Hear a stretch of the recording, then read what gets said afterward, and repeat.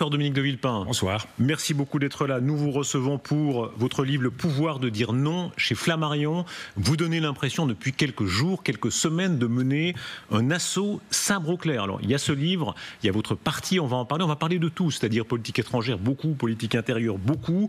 Le nouveau parti, la France humaniste, vous êtes visiblement d'allant. Oui, pas forcément sabre au clair. Une image militariste que je ne choisirais pas personnellement, mais soucieux de répondre à la gravité du moment. Je pense que beaucoup de nos compatriotes s'inquiètent. Ils mesurent à quel point les défis qui sont devant nous, en France, en Europe, dans le monde, sont importants. Et ils s'interrogent sur le meilleur chemin. Et comme en bon citoyen, j'essaye de faire la même chose, eh bien autant partager et échanger. Dominique Villepin, il s'est passé quelque chose. Il y a un moment, visiblement, chacun peut aller sur Internet, simplement taper Dominique de Villepin et regarder le nombre d'interventions, d'actions, etc. depuis quelques jours, peut-être 2 semaines, visiblement. Alors, vous faites la promotion de ce livre, on en parle beaucoup, mais oui, il y a un moment. Il y a un moment, ouais, vous le dites.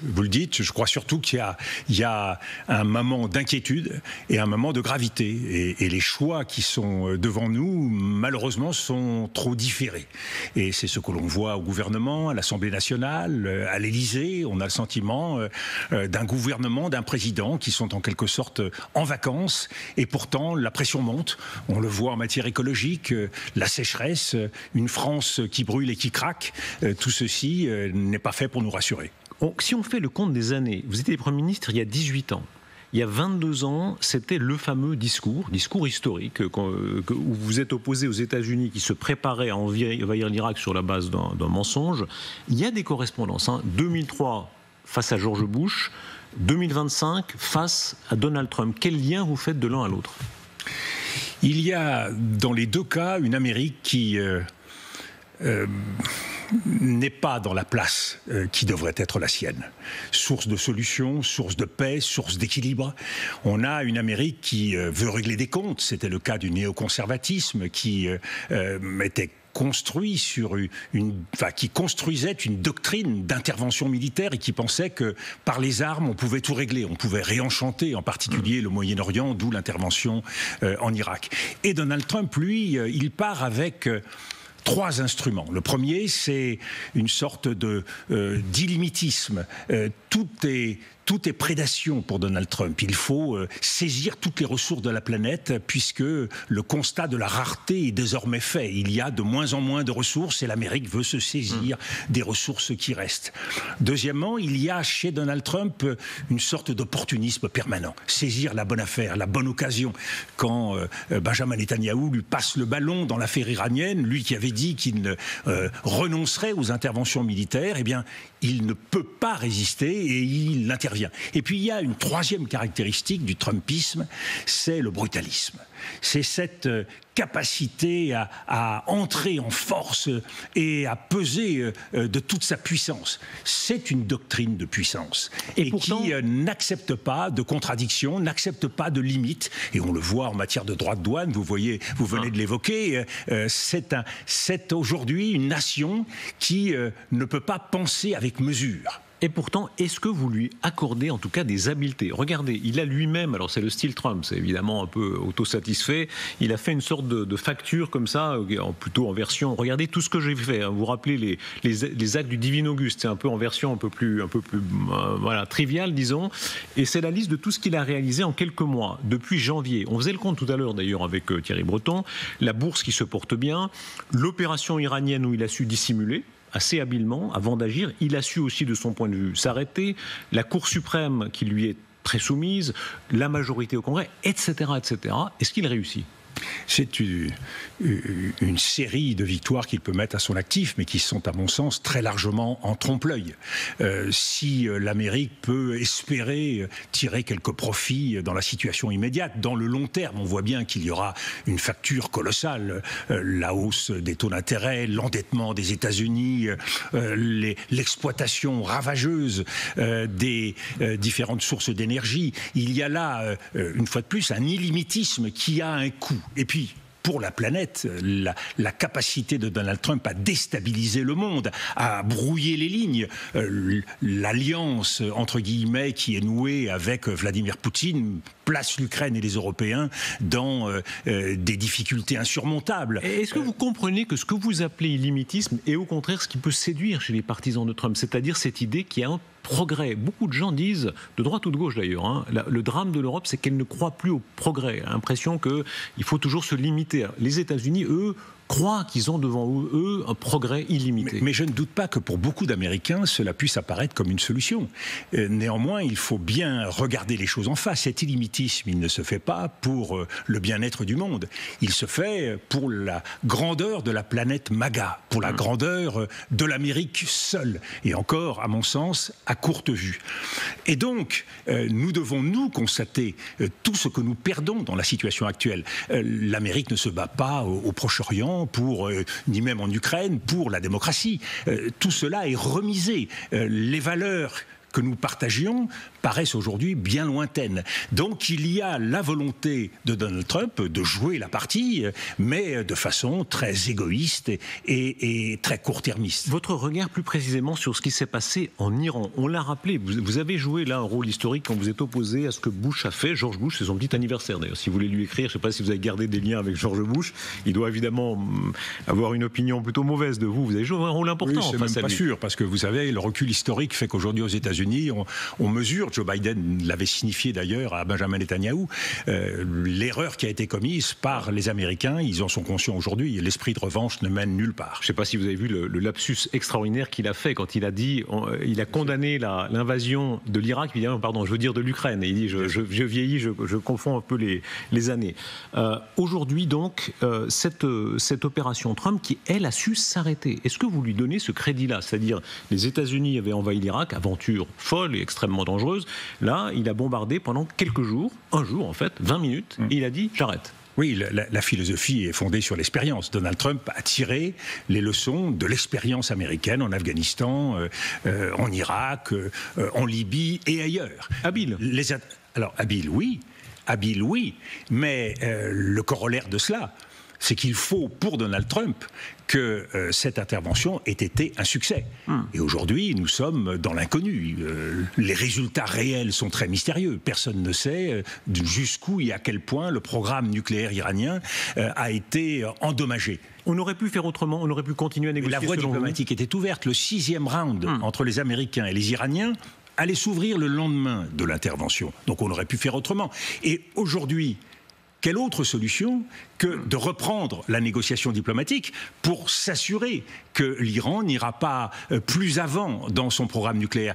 Malheureusement, nous sommes devant un problème de taille, c'est que les Iraniens suspendent l'intervention de l'Agence internationale de l'énergie atomique en Iran. Donc aujourd'hui, nous sommes rendus à une situation extraordinairement difficile. Vous dites cela, mais vous voyez bien que les Européens eux-mêmes sont un peu hypocrites, beaucoup d'entre eux. L'Allemand qui dit « Ah, quand même, les Israéliens ont fait le sale boulot pour nous », ça dit bien ce que ça veut dire. Même la France qui dit « C'est illégal », là, Emmanuel Macron est d'accord avec vous et vice-versa, il dit « C'est illégal », mais enfin, il dit quand même ça nous arrange plutôt qu'on fasse reculer le nucléaire iranien. La politique internationale, c'est la responsabilité. C'est pas le bon plaisir de ce qui se fait à midi et la satisfaction qu'a M. Merckx de donner un satisfecit à l'intervention américaine. C'est la responsabilité dans la durée. Est-ce que nous sommes aujourd'hui dans un monde moins dangereux qu'hier? On peut considérer, si le programme, et une fois de plus cela demande à être vérifié, que c'est une bonne chose. On peut considérer que le fait que la théocratie iranienne soit affaiblie, c'est une bonne chose. Mais une fois de plus, y avait-il un autre moyen ? Et à partir d'aujourd'hui, comment fait-on pour continuer à avancer?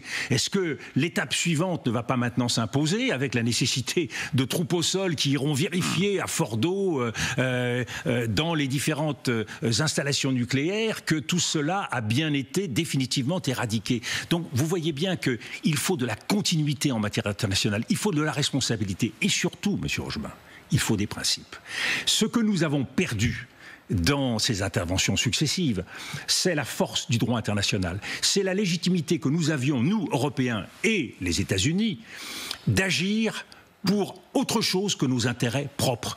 Or, en perdant le socle du droit international, eh bien, nous nous retrouvons sans légitimité et accusés par une grande partie du monde de deux poids, deux mesures. Nous sommes demain à la merci d'une Chine qui décidera d'envahir Taïwan, d'une Russie qui décidera d'envahir la Lituanie. pour son bon plaisir, au mépris des règles internationales. Donc vous voyez bien que nous sommes aujourd'hui dans un monde qui est un monde sans règles, sans garde-fous, et donc plus dangereux. Ce lundi, pourtant, Trump reçoit Netanyahou. Il l'a fait plié, semble-t-il, dans l'affaire du bombardement. Par exemple, quand il a forcé Netanyahou par téléphone à ramener ses avions, à cesser les bombardements. Si demain, on verra ce qui se passe ce lundi, Trump force Netanyahou à cesser le feu, est-ce que vous serez obligé de dire bravo ? Mais une fois de plus, il y a des opportunités. Et je crois que nous pouvons effectivement espérer que Donald Trump jouera la carte de la paix, puisque c'est l'objectif qu'il affiche aujourd'hui au Proche-Orient. Il y a une opportunité qui s'ouvre. Au terme de ces différentes interventions dans la région, sur le Liban, en Syrie, en Iran, il y a aujourd'hui une situation qui est beaucoup plus rassurante pour Israël. Israël peut considérer avoir rétabli sa dissuasion vis-à-vis des forces, et en particulier des milices soutenues par l'Iran.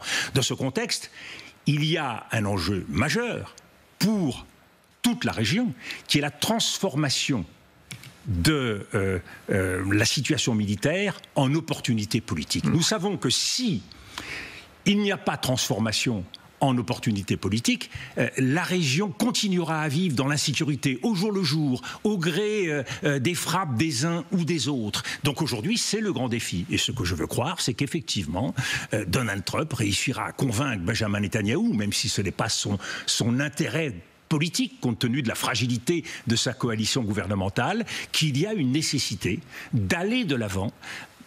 Un cessez-le-feu, la libération des otages que tout Israël attend, et une perspective politique pour la Palestine. Si c'est cela qui est devant nous, alors oui, il y aura un progrès, et je serai le premier à le saluer. Avec un peu de provocation, mais je vous le dis sans provocation en réalité, est-ce que vous êtes, au fond, plus proche de Trump que ce qu'on peut penser? Vous parlez beaucoup dans votre livre d'équilibre en réalité, contrairement aux néoconservateurs qui voulaient changer le monde. On voit Trump qui parle de Poutine comme de professionnel, par exemple. Il dit on n'a pas les mêmes intérêts, il peut être assez dur contre lui, en tout cas en parole. Il dit c'est un problème. Le régime de Téhéran, il ne veut pas le changer, c'est bien ce qu'il a dit. Il l'a puni, il a fait reculer sans doute l'armement nucléaire de peut-être 2 ans, en tout cas c'est ce qu'il prétend, mais il ne prétend pas changer le régime. Non. Pas de politique de changement de régime, même s'il y a le soutien à une guerre préventive qui a été menée par Israël. Mais limité, dans le temps, arrêté. Il y a, et vous avez raison de le souligner, un élément qui mérite d'être noté dans le cadre de la politique trumpienne. C'est que Donald Trump défend la souveraineté de son pays. Alors il le fait aux dépens du monde, puisqu'il est la première puissance mondiale. Et c'est peut-être le principal reproche qui apparaît de façon très flagrante quand on observe ce qui se passe dans le monde, et en particulier en Europe. Les Européens ne défendent pas leur souveraineté. Ils ont été soumis, ridicules, au sommet de La Haye. Ils ne sont pas à la hauteur dans la crise ukrainienne. Ils ne sont pas à la hauteur dans la crise proche-orientale. Et moi, c'est ce qui m'inquiète pour la France et pour l'Europe. Quand Rutte appelle M. Trump papa, comment est-ce que vous avez entendu ça? Mais nous sommes dans cet exercice de soumission collective et non pas de sécurité collective. Ils ne remplissent pas leur rôle historique, ils ne sont pas à la hauteur de leur responsabilité. Ils jouent la baballe qui vise un jour de plus Monsieur le bourreau. Ils ne se rendent même pas compte qu'en signant en bas de la feuille pour 3,5% et bientôt 5%, ils créent les conditions pour que Donald Trump, du jour au lendemain, leur dise écoutez, maintenant vous êtes autonomes, vous êtes des grands garçons, vous êtes capables de défendre vous-même votre territoire, eh bien nous retirons nos troupes. Et donc, ils ne se rendent pas compte du piège dans lequel ils sont. C'est pour cela que c'est 3,5%, puisqu'il nous faut effectivement relever le défi sécuritaire pour l'Europe, mais faisons-le avec le souci de poser les bases d'une défense européenne, d'une base industrielle et technologique, d'une véritable capacité à travailler en commun. Aujourd'hui, l'interopérabilité, elle se fait malheureusement non pas entre Européens, mais entre les Européens et les États-Unis. Mais soyons francs, qui, à part le général de Gaulle dans les années 60, quand il a installé la bombe, qui d'autre a tenu vraiment ce discours? Tous les autres, en réalité, ont eu ce double discours, on criaille un peu, mais on a besoin des Américains. François Mitterrand a défendu ce qu'il considérait être la souveraineté française. Jacques Chirac a défendu, Georges Pompidou, Valéry Giscard d'Estaing. Vous avez raison, depuis 2007, on peut avoir des inquiétudes. Et depuis la décision prise par Nicolas Sarkozy, même si techniquement, il y a des arguments qui pouvaient plaider en ce sens, d'un retour dans l'organisation intégrée de l'OTAN. Mais ce qui a manqué, les bases américaines, c'est la vision politique. Américaines étaient partout, pas en France. C'est quand Bien même. sûr. Mais ce qui a manqué, c'est la vision politique. Et quelle est la situation de la France aujourd'hui ? Nous sommes en situation difficile avec nos partenaires européens sous la souveraineté militaire de l'Europe. Nous sommes en difficulté sur la souveraineté économique de l'Europe. On le voit avec la question des droits de douane. Et nous sommes en grande difficulté sur la question technologique. C'est-à-dire que nos démocraties sont prises en otage aujourd'hui par les États-Unis. Et les techno-entrepreneurs ont beau jeu de vouloir pouvoir librement avoir accès au marché européen. Cas d'école, effectivement, c'est ce qui est en train de se passer. D'ailleurs, la nouvelle tombera peut-être pendant que nous sommes en train de converser, si les États-Unis d'Amérique disent non, nous, on ne cède sur rien, les droits de douane s'appliqueront, ce sera à 20%. Que fait l'Europe ? Eh bien, elle résiste. Ça veut dire quoi ? Ça veut dire que nous avons un instrument anti-coercition. Il n'est pas fait pour flatter la population sur les champs de foire. Il est fait pour être utilisé dans le jeu des puissances. Donc des rétorsions. Regardons. Est-ce que ça comprendra des rétorsions ? Bien sûr. Regardons ce qu'a fait la Chine. Vous savez, la Chine, elle n'a pas surréagi, elle n'a pas fait de conférence de presse, elle n'a pas fait des moulinets avec les mains. Elle a tout simplement décidé d'utiliser les leviers qui étaient les siens, les terres rares. Mais très bien, les terres rares sont indispensables, notamment pour l'industrie technologique américaine. Eh bien, on a fermé le robinet. Et qu'est-ce qu'a fait M. Trump ? Eh bien, il a cédé sur toute la ligne. Et donc, l'Europe, d'abord par dignité, ensuite par exigence de souveraineté pour nos États. Et vous savez, cet abandon en matière de souveraineté, il a des conséquences très fortes dans la vie politique nationale. Quand on voit aujourd'hui les partis populistes et tous ceux qui courent après, qui baisent la babouche tantôt vis-à-vis de Poutine, tantôt vis-à-vis de Trump, moi je m'inquiète pour l'indépendance de la France. Et je pense qu'aujourd'hui, nous devons être à la hauteur.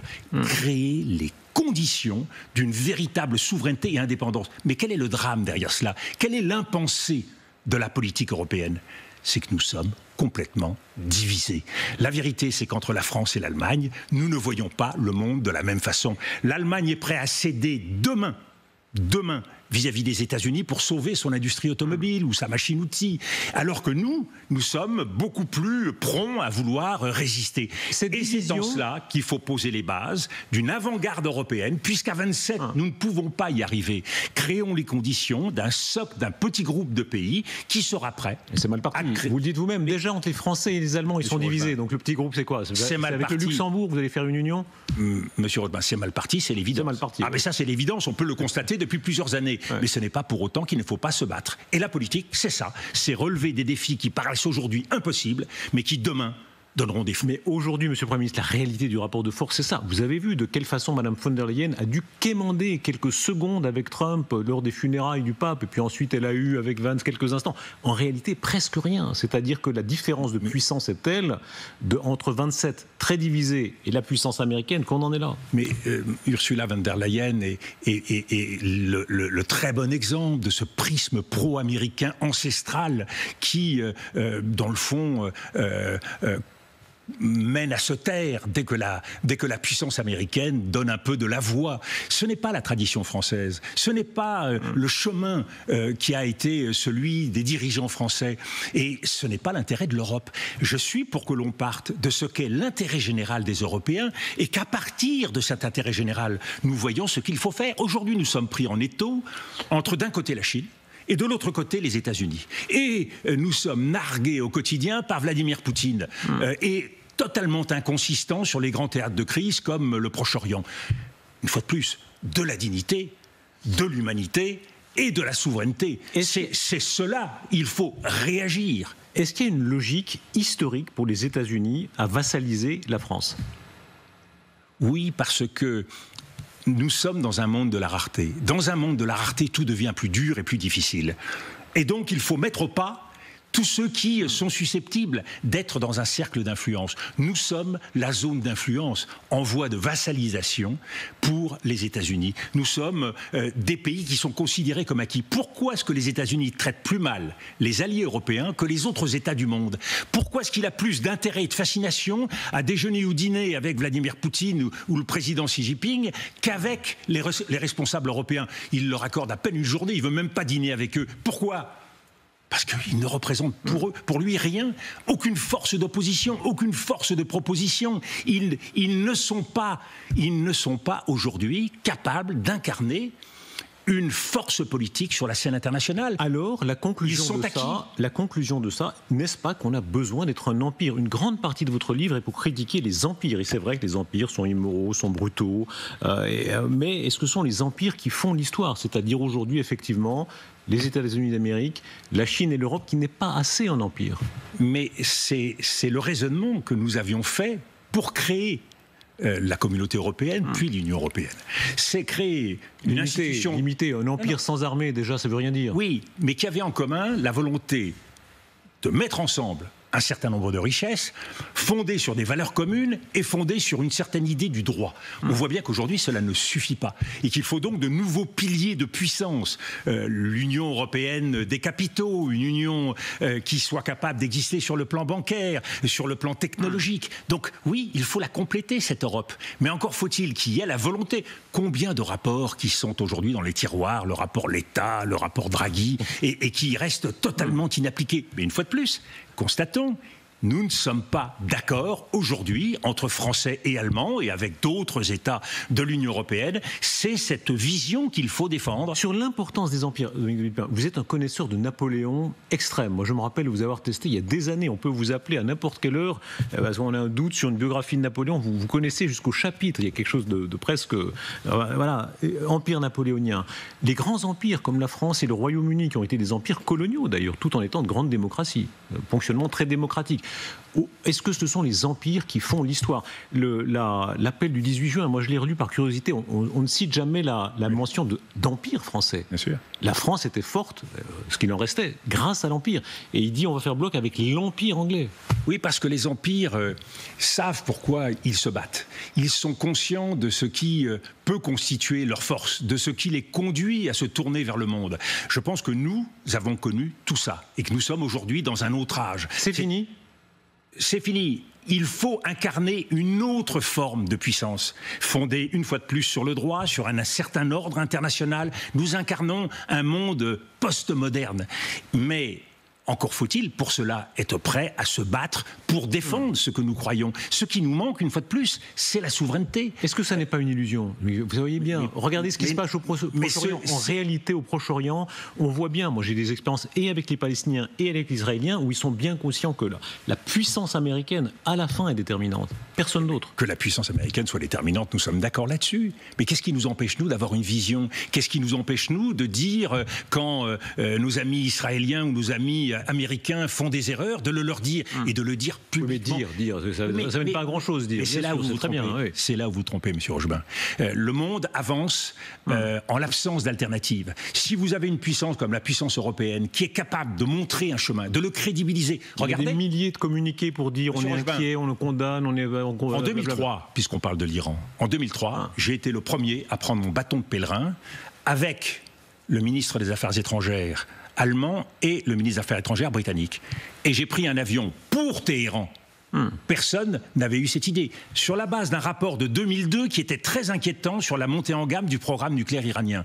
Quand nous sommes arrivés là-bas, c'était M. Rouhani qui est devenu après président de la République islamique. Que s'est-il passé? Au bout de quelques heures, l'Allemand et l'Anglais sont venus me voir en disant « il n'y a rien à tirer des Iraniens, partons ».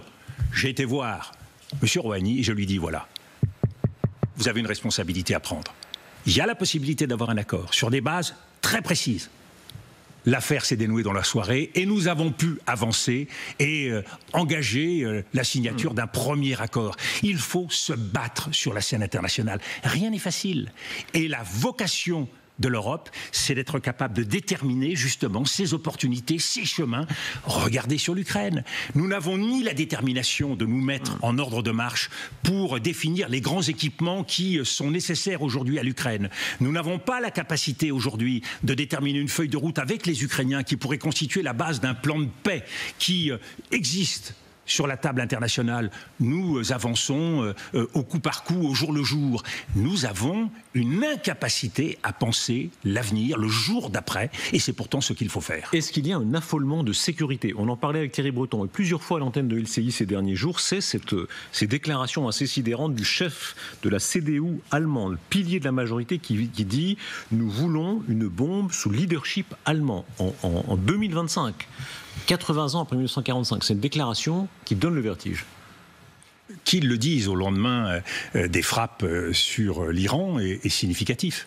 Le risque aujourd'hui est immense et bien plus important qu'il y a quelques semaines d'une nouvelle étape dans la prolifération nucléaire. Parce que ce que disent les responsables allemands, ce qu'ils disent, c'est ce que pensent les responsables saoudiens, c'est ce que pensent les responsables turcs, c'est ce que pensent les responsables égyptiens, c'est ce que pense tout pays qui a vu depuis des années tous les États qui n'avaient pas la bombe être frappés dès lors qu'ils voulaient franchir une certaine étape. Et donc, il nous appartient de reprendre tout ça. Le traité de non-prolifération de 1968, nous avons à faire en sorte qu'il soit respecté. Il permet l'accès au nucléaire civil dans un cadre extrêmement précis. Mais là, quelque chose craque, puisque même les Allemands ne peuvent pas dire que c'est une démocratie. C'est bien ce que je vous dis. Même eux s'assoient sur vos traités. Mais pourquoi croyez-vous que je me bats avec cette énergie? C'est parce que je savais bien que cela, et je l'ai dit, que le risque de prolifération aujourd'hui, il est immense. De la même façon que je vous dis avec beaucoup de regret, Monsieur Rochebin, c'est que nous sommes aujourd'hui dans une situation du monde où la menace terroriste est beaucoup plus forte qu'hier. Mais qu'est-ce que ça veut dire? Qu'il faut refuser aux Allemands ce droit? Mais ça veut dire qu'il faut que nous en parlions, puisque cela a été précisé par M. Spahn comme par le chancelier Merz. Leur réflexion se fait aussi dans un cadre européen. Et donc, à partir des deux États qui disposent de l'arme nucléaire, l'un totalement souverain, la France, l'autre un peu moins souverain, les Britanniques, et qu'à partir de là, une réflexion doit être engagée. Donc, il y a des réponses, il y a des solutions, mais à condition de faire ce travail indispensable. Ils ne veulent pas de réflexion, ils ne veulent pas papoter, ils veulent une bombe. Mettons-nous à leur place, mettons-nous à la place des Allemands. Moi, je ne vous dis pas du tout qu'il faut papoter, par la Russie. Mais il faut agir. Alors, on leur dit oui ou on leur dit non? On leur dit quoi? Mais on en discute, on y travaille. On en discute. Mais non, mais ils veulent pas discuter. Monsieur Rochebin, ils veulent être défendus. Ils veulent être défendus par eux-mêmes. Dès lors que nous savons qu'ils ne seront pas défendus par les États-Unis, parce que les choses sont claires. Vous avez vu comment Donald Trump a répondu dans son avion à la valeur de l'article 5. Donc on connaît cette réponse-là. Qui va les défendre alors? Donc le choix, c'est quoi? Le choix, c'est quoi? C'est soit nous avançons entre Européens, et il y a effectivement une réponse qui peut être apportée par les Britanniques et par nous-mêmes en liaison avec les Allemands, soit... Mais est-ce qu'on n'a pas, est-ce qu'on n'a pas là un cas d'école de la limite de la souveraineté européenne? C'est-à-dire qu'en ultima ratio, si vous êtes allemand, vous savez que seul un chancelier d'Allemagne allemand appuiera sur un bouton allemand pour une bombe allemande. Le reste, c'est du blabla. Voilà ce qu'ils ressentent. Mais nous avons changé d'âge. Dans un premier âge, les chanceliers successifs allemands étaient convaincus qu'il n'y avait pas d'autre garantie de sécurité que les États-Unis. C'était le cas de Mme Merkel qui, un beau matin, a dû reconnaître qu'il fallait oublier désormais cette protection américaine. Le chancelier Merz est face à cette même équation. Mais face à cette équation, la réponse qui consisterait pour les Allemands à faire un cavalier seul nucléaire pour rajouter une puissance nucléaire, c'est pas non plus un lit de rose. La population allemande ne me paraît pas forcément prête pour accepter un tel chemin. Sur le plan politique, il risque d'avoir des surprises. Donc il faut le faire dans un cadre qui existe. Ce cadre existe. Il faut déterminer les stratégies. Il faut voir les conséquences de tout ça. Ça ne se fait pas sur un coin de table et à la légère. Et à partir de là, définir un intérêt commun. Nous sommes à un moment où il y a un intérêt général européen qui doit être discuté. Vous parlez beaucoup de l'importance de ce qu'on appelle le Sud global, même si ça recoupe des puissances diverses, mais du fait que, évidemment, c'est le monde d'aujourd'hui. Cas d'école, évidemment, aujourd'hui, c'est ce qui se passe en Algérie, avec le sort notamment de Boualem Sansal, qui pour l'instant, en tout cas, n'a pas été gracié. On sait que les diplomates français espèrent encore, de façon théorique pour l'instant, qu'il le soit. C'est un cas extrêmement intéressant, parce que vous avez critiqué notamment ce que Bruno Retailleau avait dit sur le sujet, mais quelle est l'alternative? Que faire maintenant alors que ce malheureux, qui est là pour un délit d'opinion, est toujours emprisonné en Algérie? Qu'est-ce que vous faites? Nous avons deux Français qui sont retenus. Un écrivain, Boualem Sansal, et un journaliste sportif qui se retrouve mêlé à tout cela sans raison. Que faire? Obtenir leur libération. Oui. Qui peut le faire le mieux et le plus vite? le président de la République et le gouvernement français. Un gouvernement uni qui ne parle pas à deux voix et qui, comme dans une cour de récréation, défend une chose et son contraire. Et c'est là où on a besoin dans ces affaires d'otages. J'en ai géré suffisamment d'unité. La confusion se paye cher.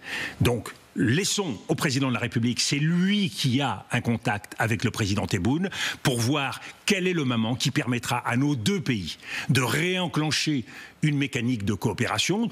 Aujourd'hui, nous avons beaucoup de dossiers qui sont sur la table et qui sont des dossiers contentieux très douloureux. Il faut réouvrir tout ça. Et bien évidemment, la question de la libération de Boualem Sansal se pose de façon urgente. Pour l'instant, ça n'a pas marché. Oui. Ni la méthode dure, ni la méthode douce.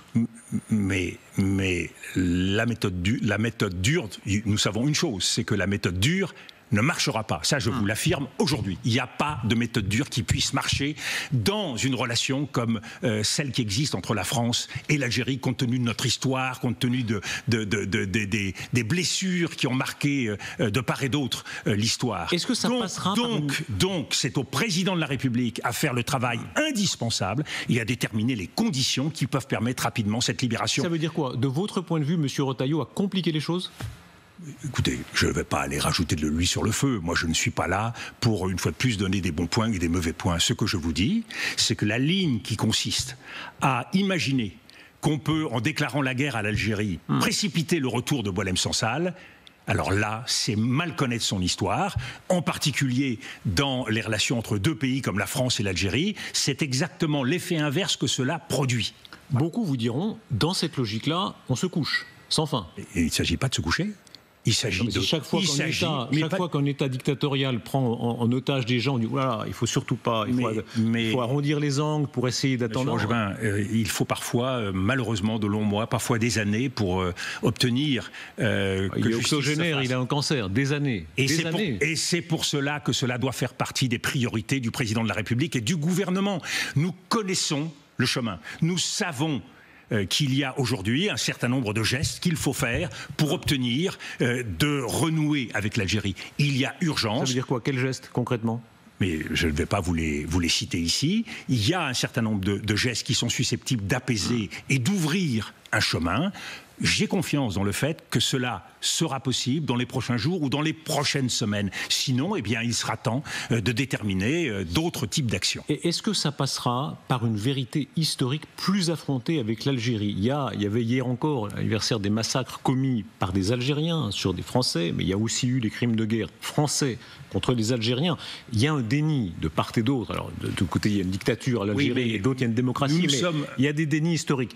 Est-ce qu'il vaut mieux laisser ça? Nous sommes beaucoup obsédés au cours des dernières années sur la question mémorielle. Il y a plusieurs chapitres qui sont sur la table. Il y a la question mémorielle, il y a la question du Sahara occidental, qui est sans doute le grand déclencheur de ce qui arrive aujourd'hui. Et puis il y a des intérêts commun en matière de coopération économique, de coopération technique. Mais là, je parlais de l'histoire. Non, mais l'histoire est intéressante.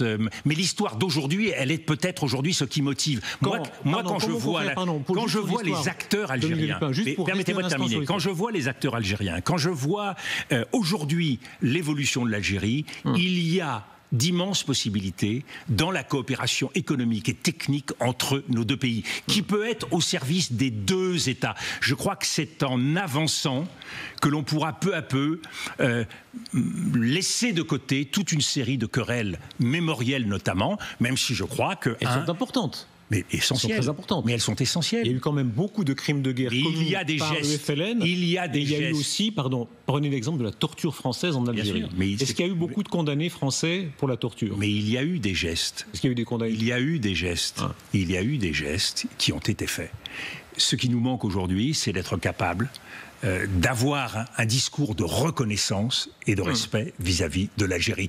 On voit bien pourtant, pardon d'insister sur cet aspect historique, quand notre confrère Jean-Michel Apathy a dit qu'il y avait eu des oradours sur glane français en Algérie, il y a eu deux réactions, on l'a très bien senti. Ceux qui estimaient que c'était inimaginable de faire cette comparaison, je laisse la comparaison avec la Shoah qui est tout à fait un phénomène unique dans l'histoire, mais les oradours sur glane en Algérie, français, ceux qui disaient c'est une comparaison absurde et ceux qui disaient oui, c'est vrai, il y a eu des actes comparables. Qu'est-ce que vous dites-vous? Je regarde l'histoire et évidemment il y a eu d'horribles massacres, les oradours sur glane français là-bas. Le général Bugeaud, autant de massacreurs qui ont véritablement évidemment commis des forfaits ignobles en Algérie. Ça, comparable à ce que les Allemands ont fait en France. Mais oui, les enfumages, quand on enfermait dans des souricières des populations algériennes, oui, c'était comparable. Et donc, je crois qu'il faut, vous savez, Oradour-sur-Glane, c'est à quelques kilomètres d'un des villages de ma famille. Donc, j'ai, à 6 ans, 7 ans, pu découvrir la réalité de ce qu'est Oradour-sur-Glane. Donc, je mesure bien l'horreur que cela représente. Ce point est très important, parce qu'effectivement, quand on dit c'est comparable à ce qu'il y a eu à Oradour-sur-Glane, on mesure bien que l'histoire a un sens. L'histoire a un sens, et surtout, l'histoire doit aujourd'hui sortir du deux poids, deux mesures. Il est facile à l'extrême droite de considérer que tout ça, après tout, c'est rien, qu'on ne faut pas en rajouter. Rappelez-vous que dans la relation avec l'Algérie, la fameuse loi de 2005 a été véritablement une insulte vis-à-vis de toute une série de peuples d'Afrique, quand nous avons voulu considérer qu'il y avait toutes sortes de bienfaits à la colonisation. Donc oui, nous sommes dans un temps où il faut être respectueux de la mémoire des autres, reconnaître la souffrance des autres. Et ce que je crois être le propre de la France, c'est cette humanité, cette capacité à puiser en nous-mêmes la force, et il n'y a rien d'humiliant, il n'y a rien qui ressemble à une forme de repentance ou de soumission.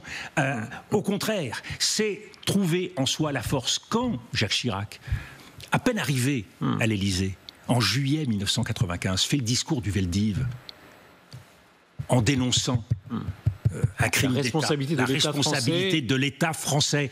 Ces mots-là... Pour les Juifs français. Ces mots-là, pour les Juifs français... Ce que Mitterrand a toujours refusé.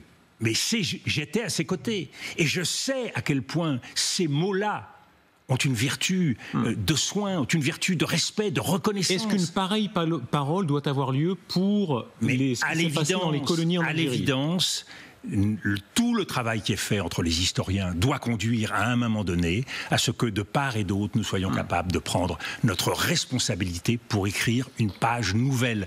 Donc toute la question, c'est quel est le chemin pour sortir de tout cela ? Et malheureusement, ceux qui sont aujourd'hui retenus en Algérie payent le prix de cette histoire douloureuse et complexe. Vous plaidez pour une France non alignée, on peut dire ça ? Il y a une phrase où vous parlez du non-alignement qui a été une marque évidemment gaullienne. Est-ce que ça veut dire que vous, au pouvoir, la France se rapprocherait du monde arabe ? La France se rapprochera du Sud que l'on appelle aujourd'hui global, c'est-à-dire de toutes les forces émergentes. Ma conviction, c'est que nous souffrons aujourd'hui de nous enfermer dans un tête-à-tête avec un certain nombre de pays occidentaux qui nous privent d'un rôle mondial. Alors si on veut que la France soit un pays croupion, un pays vassalisé, aligné et dépendant des États-Unis, continuons comme ça. C'est le destin de l'Europe si elle reste... Beaucoup vous répondent, la grande différence, c'est que ces pays occidentaux sont des démocraties, alors que la plupart du Sud global, pas tous, mais la plupart sont des dictatures. Monsieur Rochebin, j'aimerais pouvoir le dire avec autant de certitude que vous. Je vois les États-Unis en marche pour une démocratie illibérale. Je vois des pays européens en marche pour une démocratie illibérale. Et je vois des partis populistes en France et ailleurs qui sont tout près de la porte du pouvoir et qui transformeront notre démocratie en une démocratie illibérale. Attendez, vous pouvez sourire. Qui découpe en morceaux un journaliste et puis les États-Unis d'Amérique. Quand vous avez un ministre de l'Intérieur qui considère que l'état de droit n'est ni intangible ni sacré, ça ressemble étrangement à ce qu'on entend aux États-Unis. Et le Trumpisme est en marche, vous savez ce qu'il est aujourd'hui. Vous allez découvrir demain jusqu'où il va. La guerre contre la science, la guerre contre les universités, la guerre contre toute forme de médias et de liberté d'opinion, c'est ce qui est en marche. Quand je me suis élevé contre la domination financière sur les médias, je pensais à M. Elon Musk et à Twitter. Je pensais à M. Jeff Bezos et le Washington Post. Je pensais au fait qu'aujourd'hui, les médias français sont tenus par 10 milliardaires. 90% des journaux en France sont tenus par 10 milliardaires. 55% des plateformes numériques et de l'audiovisuel. Peut-être, mais la pluralité de la parole est là. La pluralité de la parole est là. Mais regardez le chemin. Regardez le chemin. Dans la plupart des dictatures qui forment le Sud global. Monsieur Rochebin, regardez le chemin fait par des personnalités autour des groupes Bolloré, de M. Stérin. Regardez comment les rédactions aujourd'hui souffrent du diktat qui vient d'en haut, souvent pour dicter, voire réécrire leurs papiers. Par rapport à l'époque de l'ORTF, il y a beaucoup plus de variété aujourd'hui, alors qu'il y a une grande diversité libérale qu'à l'époque de l'ORTF, où c'est l'État qui... Voilà, soyons francs. Votre scepticisme vous honore, vous avez tout vu, monsieur Rochebin, mais moi, ça m'inquiète.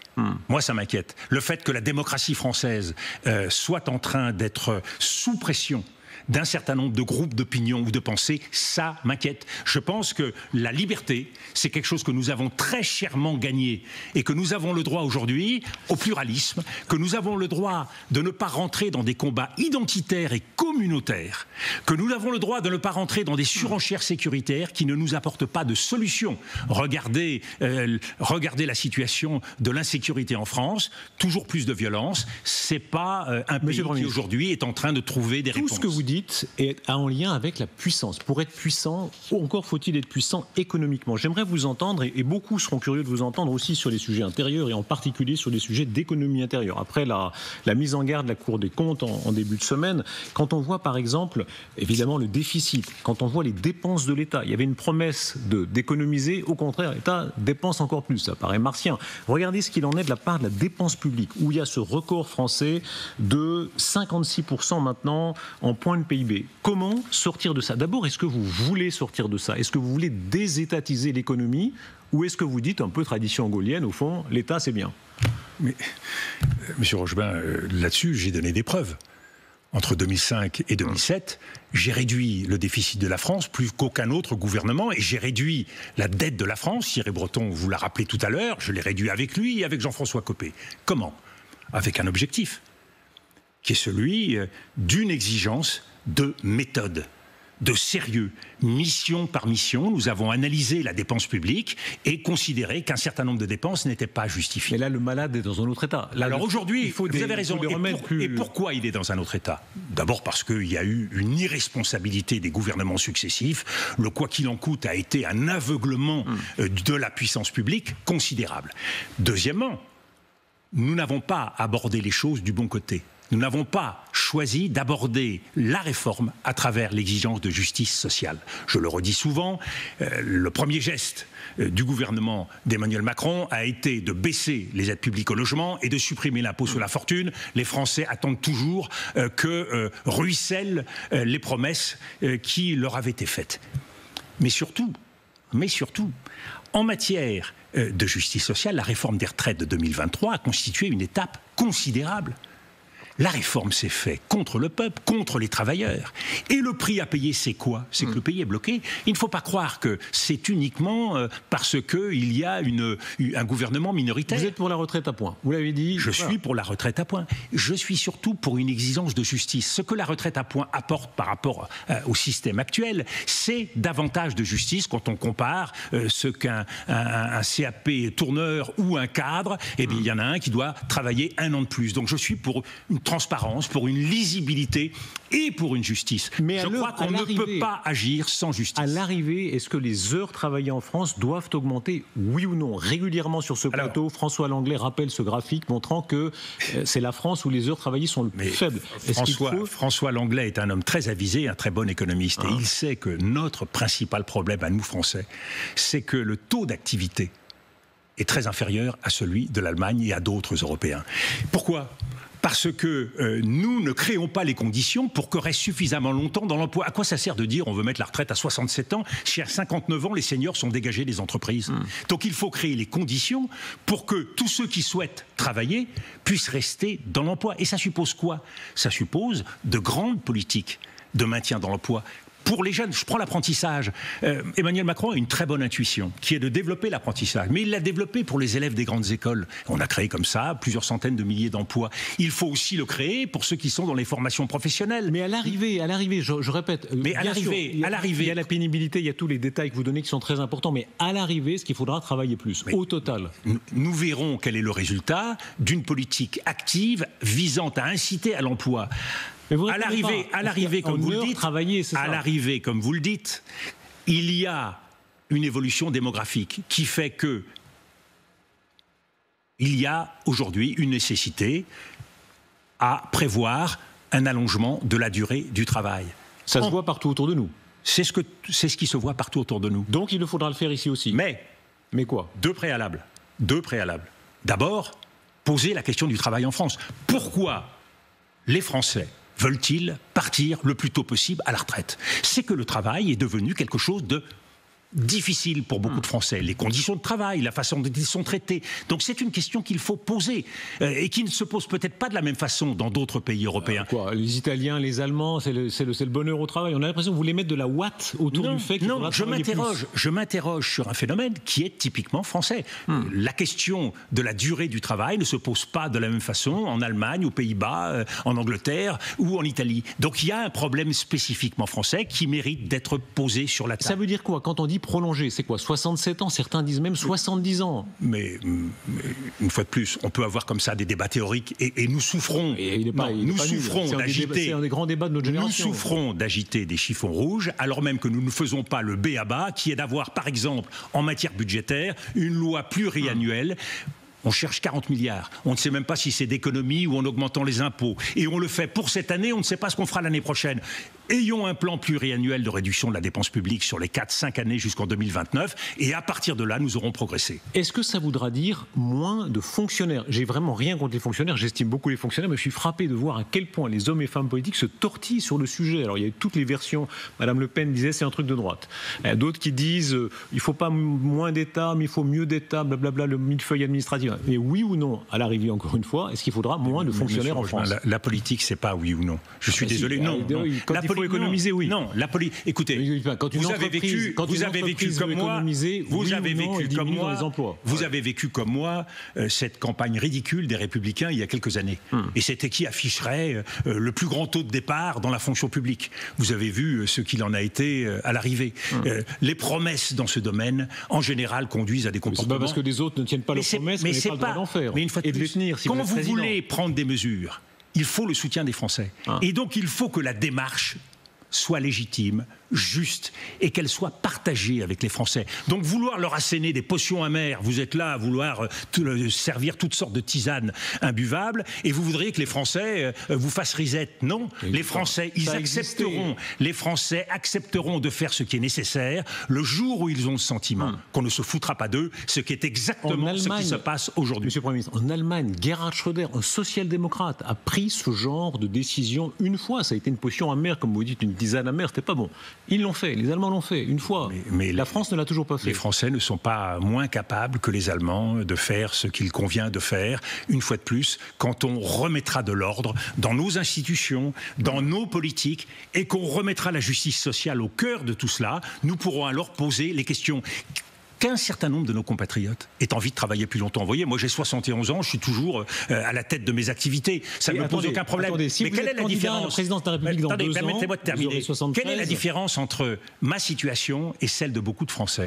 C'est que moi, j'ai pas le dos brisé par des charges lourdes. Je n'ai pas eu des postures qui m'ont conduit à avoir toutes sortes de limbagos. Je n'ai pas traité au quotidien des produits chimiques. Quand vous pensez que ces 3 facteurs que j'ai cités ne font pas partie aujourd'hui des critères de pénibilité, vous vous dites vraiment qu'il y a quelque chose qui est mal fait dans la République. Est-ce que vous êtes en campagne pour la présidence de la République?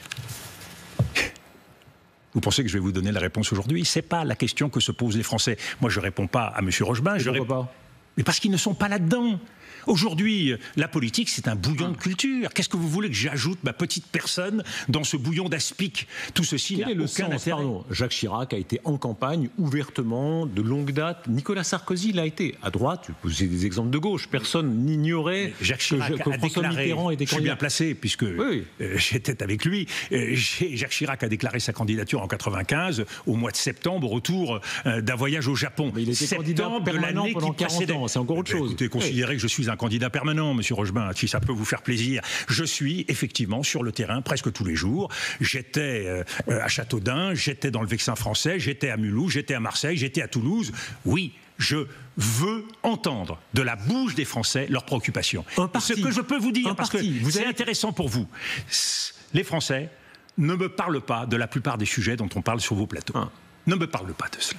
Pas de ces petites histoires, pas de ces rivalités, pas de tous ces, toutes ces querelles. On a parlé des retraites, toutes ces querelles. Oui, mais Ça veut dire quoi? Ça veut dire que les Français, eux, ils se débattent au quotidien avec des problèmes de pouvoir d'achat, avec des problèmes de fin de mois, avec des inquiétudes en matière sociale, où trouver une maison de santé proche, comment avoir un rendez-vous chez le dentiste à moins de 8 mois. Ça, c'est la préoccupation des Français. Et ça, c'est gouverner. Or, le président de la République a bien fait de le rappeler au gouvernement.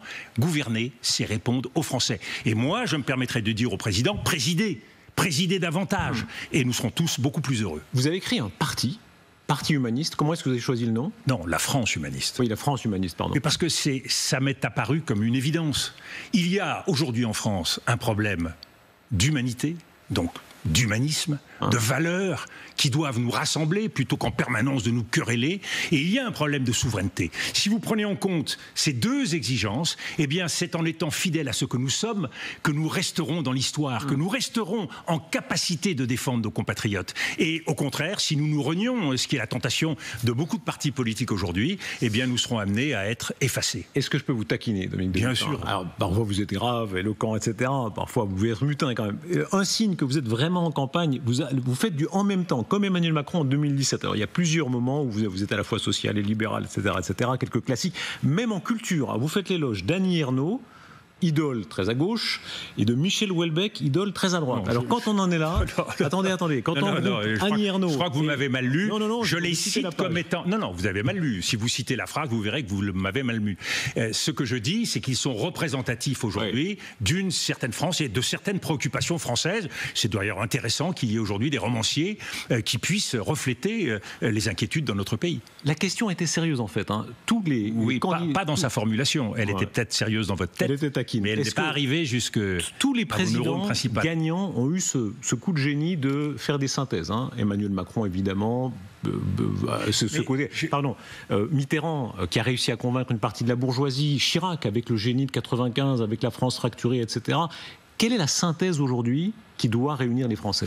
Mais les Français sont orphelins d'une recomposition politique qui leur permettrait de défendre ce à quoi ils sont attachés. L'ordre. Mais l'ordre républicain, pas celui qu'on défend à l'extrême droite, ni même à la droite qui se dit républicaine. Et la justice sociale.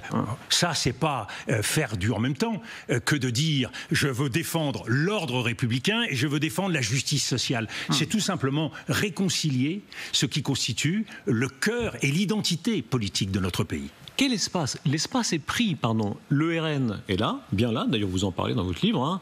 LR est bien pris. Bruno Retailleau a fait une très belle campagne, bien élu président des Républicains. C'est quand même pas inintéressant. Avec quelques dizaines de milliers de votants, oui. Oui, c'est leur parti. Ben oui, c'est pour ça que je ne critique pas, mais vous me dites bien élu. Vous avez combien de membres, vous? Nous marchons pour les rattraper très vite. C'est-à-dire, vous avez combien de membres pour l'instant? Je ne vous dirai rien. Il y a une adhésion? Ah oui, il y a une très forte mobilisation. Il y a une cotisation? Non, il n'y a pas de cotisation, c'est un parti qui est ouvert à tous. Oui. Sans exclusive. Mais on est généreux ou on ne l'est pas. Oui.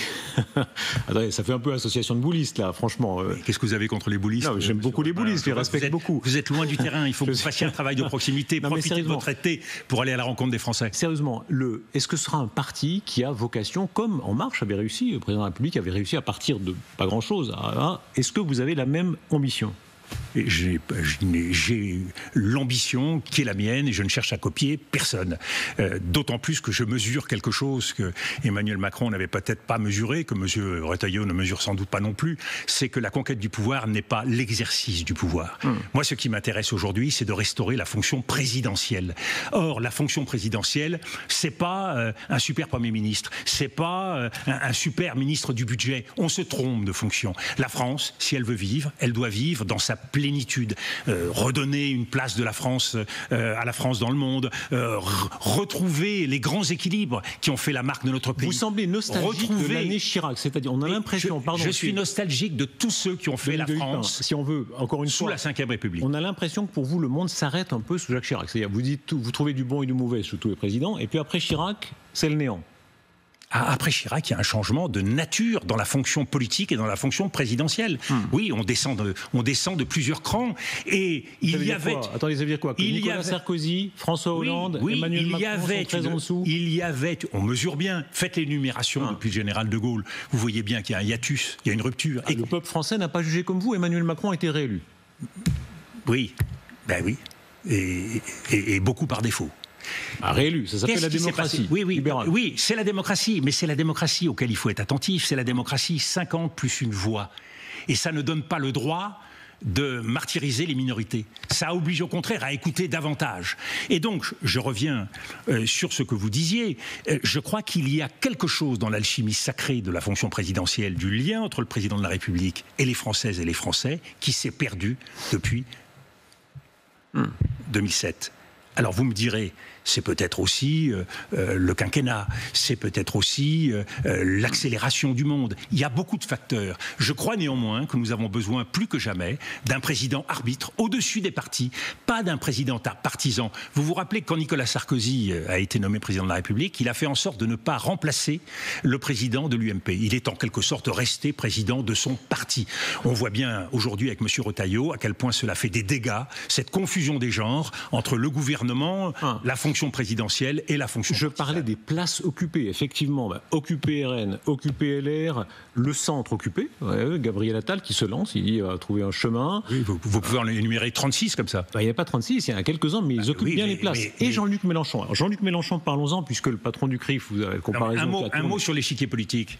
Les places sont occupées. Où est votre espace? Mais les places sont occupées jusqu'au moment où l'espace se libère. Alors, un peu d'imagination. Mais l'espace, il est dans la tête des Français. Ils ne sont pas satisfaits de ces occupations-là. Ils voient bien que ce n'est pas à l'échelle. Très bon résultat du RN, très bon résultat de LFI. Mais Jean-Luc Mélenchon est là, qui occupe une place aussi très importante. Oui, mais très mauvaise place de la France dans le monde, très mauvaise place de la France en Europe et très mauvaise place de la France dans la défense de ses intérêts vitaux. Ça, c'est la frustration des Français, c'est l'amertume des Français, c'est l'inquiétude des Français. Donc vous voyez bien, les places sont occupées, mais sont-elles bien occupées, monsieur Robert ? Un mot sur Jean-Luc Mélenchon. Qu'on aime ou qu'on n'aime pas Mélenchon, il est un phénomène oratoire. Et il a compris visiblement quelque chose de la société française. Quand il parle de la société créolisée, etc., voilà, il a compris quelque chose de la démographie française. Qu'est-ce qu'il est pour vous, Jean-Luc Mélenchon ?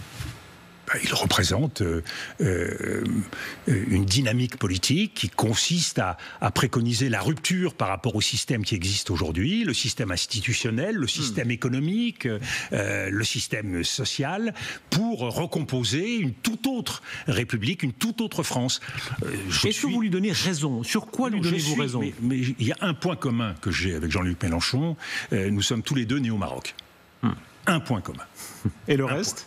Mais pour le reste, nous sommes pas du tout sur la même ligne politique. Je suis pour le respect de nos institutions et garder la Constitution de 58. Je ne crois pas du tout qu'il faille passer à la 6e République. Je suis pour défendre les entreprises dans notre pays et faire en sorte qu'elles puissent créer davantage de richesses et de bien-être économique pour nos compatriotes. Je ne suis pas donc en guerre avec tout ce qui consiste à produire dans notre pays. Et de la même façon, en matière sociale, je ne crois pas non plus que nous soyons nécessairement à la veille d'une révolution. Donc je ne porte pas un projet radical, je ne porte pas un projet de rupture. Je suis au contraire, et c'est peut-être... Oui, vous dites mesure, équilibre. Mais oui, mais c'est ce qui explique d'ailleurs la violence des attaques dont je fais l'objet. Si je ne présentais pas un risque, vous croyez qu'on m'attaquerait avec cette violence-là ? Si l'équilibre aujourd'hui n'était pas une valeur aussi rare, est-ce que vous croyez que tous ceux qui sont inconditionnels de ceci ou de cela s'en prendraient à moi avec une telle virulence ? Donc voilà, c'est la situation de notre pays. Vous voyez qu'il y a un peu de en même temps chez vous. Il n'y a aucune. Il y a un peu de ça. Il n'y a aucun en même temps. Le fait d'avoir des objectifs, le fait d'avoir des ambitions ne crée pas le en même temps. Le en même temps, c'est quand on mélange tout. Vous savez, le en même temps, en matière alimentaire, il a une réalité qui n'est pas la mienne. C'est pas ma façon à moi de me mettre à table. Ça consiste à mélanger l'entrée, le plat principal, le fromage et le dessert. Moi, je suis gaulliste et chiracien, je respecte l'ordonnancement des choses. La situation actuelle, elle est très peu gaulliste. C'est cet attelage étrange qui n'est pas vraiment une cohabitation, qui est une sorte de cohabitation. Voilà. Est-ce que pour vous, la situation présente, est-ce qu'il y a de mieux jusqu'en 2027 ? En clair, est-ce que le gouvernement Bayrou doit rester ? Alors, je ne pense pas qu'il y ait des réponses simples à ça. Je crois que l'instabilité est un problème pour notre pays. Est-ce qu'il y a mieux que ça ? Alors, la question, c'est est-ce qu'on peut faire mieux que le gouvernement actuel, qui est un gouvernement, on le voit bien, qui est au four et au moulin, qui dit une chose pour les uns et autre chose pour les autres. Ils sont en guerre permanente. C'est pas un très beau spectacle. Mais ça tient le coup. Pour l'instant, ça tient le coup. Un minimum de stabilité, ce n'est pas suffisant pour défendre les intérêts des Français. Donc, vous êtes pour une dissolution, oui ou non? Mais monsieur Rochebin, si le président de la République, c'est lui qui prend la décision. Oui. Bon, d'ailleurs, si le président de la République, depuis ce lundi 20h, n'est-ce pas? Si le président de la République a une option qui lui permet de penser que la France puisse avoir un avenir meilleur avec un autre Premier ministre, qu'il prenne ses responsabilités. S'il pense que le coût pour le pays est tel qu'il faut aujourd'hui dissoudre et qu'il a les chances de pouvoir avoir une issue au sortir du scrutin qui soit meilleur pour l'autre pays, ce qui me paraît très discutable, eh bien qu'il prenne son risque, comme dirait l'autre. Mais ça fait partie des prérogatives. Si demain, ça fait partie des hypothèses, il fallait faire un gouvernement d'union nationale assez large, est-ce que vous en seriez ? Non, moi je n'ai pas vocation à revenir au gouvernement. J'ai été ministre, Premier ministre. Vous diriez non ? Oui, je dirais non. Si demain Emmanuel Macron vous appelle pour dire « je veux un gouvernement d'union nationale », je dirais non. Il y a beaucoup de talent. Moi, j'arrive avec... Quand on fait une union nationale, il faut viser large. Il y a suffisamment de représentants des différents partis politiques. C'est une chose. Par définition, l'objectif qui sera celui de ce gouvernement consistera à gérer les choses dans un périmètre qui sera très contraint. Moi, ce qui m'intéresse, c'est la nouvelle page que la France va écrire après 2027 ou après les élections présidentielles. C'est donc une ambition, pardonnez-moi, qui n'est pas celle juste de faire vivoter un gouvernement. Je vous fais finir sur un registre plus léger, encore que c'est le taux de résultat au bac. Je ne sais pas, vous qui êtes la France humaniste, l'humanisme, c'était les humanités, c'était le grec et le latin, etc. Vous êtes d'accord quand Mme Mélanie dit l'héritage judéo-chrétien, grec et romain, il faut revenir à ça. Il y a les conservateurs européens disent ça. Là, vous me permettrez de ne pas traiter ce sujet en fin d'émission. Il y aurait beaucoup à dire. C'est comme les examens du bac. Il nous reste une minute. Parlez-moi de Dieu. Bien sûr, non. Mais en ce qui concerne les résultats au bac, je crois qu'il ne faut pas se focaliser sur des résultats statistiques.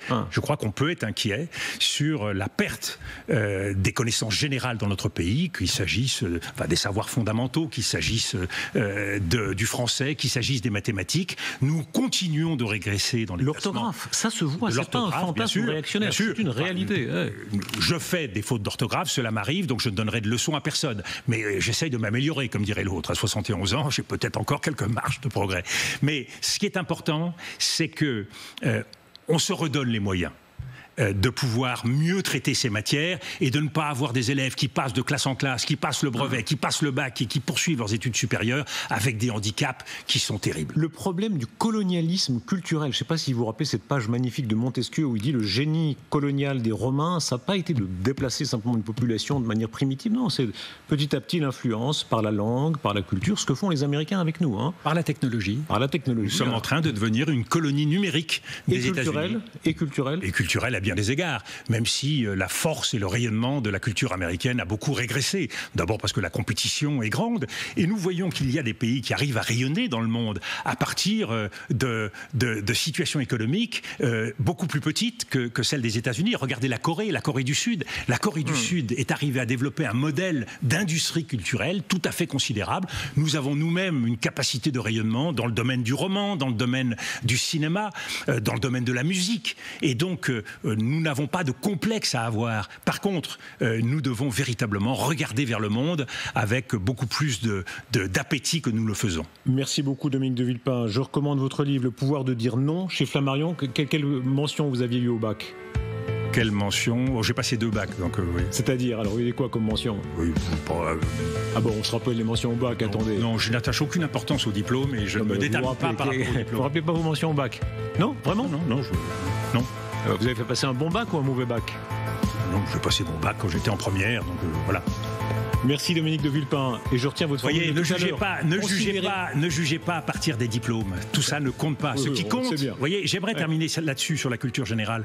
Nous développons les intelligences. Nous ne développons pas assez des tempéraments et des personnalités.